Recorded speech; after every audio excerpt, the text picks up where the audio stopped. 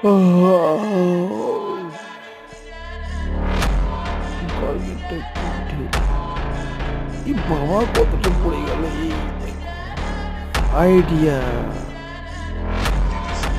একটা নতুন ভাবে গল্পকে নষ্ট না হয়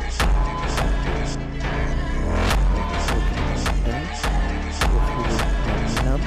তারপর গল্পটাকে দড়ির মতো করে সুন্দর সুন্দর করে বসিয়ে দিলাম। একদম প্রত্যেকটা ঘরে বসিয়ে দিলাম। সুন্দরভাবে বসানোর পর একটা কিছু দিয়ে ওটাকে মুড়ে দিলাম। সুন্দরভাবে মুড়ে গেল।